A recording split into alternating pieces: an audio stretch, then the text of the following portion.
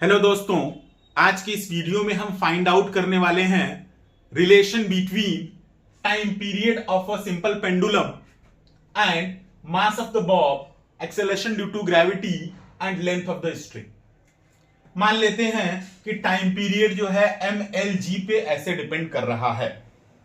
इस एक्सप्रेशन को मैं थोड़ा और सिंप्लीफाई करके ऐसे लिख सकता हूं। एक कांस्टेंट मैं यूज कर रहा हूं जो डायमेंशनलेस है। m जो मास ऑफ द बॉब है, इस पे पावर a मैं एज्यूम कर रहा हूं, और l टू पावर b और g टू पावर c मैंने एज्यूम कर लिया है। अब सबका डायमेंशन हम यहां लिखने की कोशिश करते हैं। इसके लिए मैं लिख दूंगा टाइम पीरियड के लिए m to power 0, l to power 0 and t to power 1।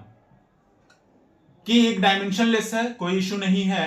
मास पे आप पावर a लिख सकते हैं, लेंथ है तो इसके लिए डायमेंशन आपका l हो जाएगा, पावर b हो जाएगा, और एक्सेलरेशन ड्यू टू ग्रेविटी पे डायमेंशन जब आप लिखेंगे तो ये l t टू पावर -2 हो जाएगा और पावर b होगा।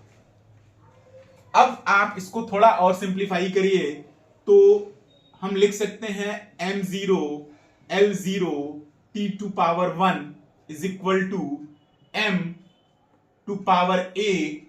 l यहां भी है तो b यहां से और यहां c होगा, तो c यहां से लेंगे तो l to power b plus c हो जाएगा, क्योंकि बेस सेम है तो पावर ऐड होगा, और टाइम पीरियड -2c होगा। इसको मान लेते हैं इक्वेशन 2। अब हर एक का पावर हम कंपेयर कर लेंगे और एक्सप्रेशन बना लेंगे। देखिए कैसे बनेगा। a तो सिंपली 0 आ रहा है, l वाले को अगर आप कंपेयर करें तो ये आपका रहा है b plus C is equal to 0, और c वाले को टाइम वाला कंपेयर करें तो ये हो जाएगा -2c इज इक्वल टू 1। अब यहां से हर एक का वैल्यू निकाल लीजिए। a तो सीधे सीधे 0 है, c की वैल्यू जब आप निकालेंगे तो ये हो जाएगा -1/2, और इसकी वैल्यू जब आप b में रखेंगे, इक्वेशन 4 में रखेंगे, तो ये सीधे सीधे हो जाएगा b इज इक्वल टू 1/2।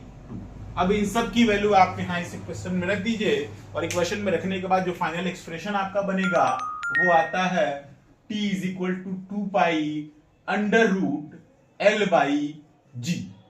इसका मतलब टाइम पीरियड मास पे डिपेंड नहीं कर रहा है, ये सिर्फ डिपेंड कर रहा है length of the string and acceleration due to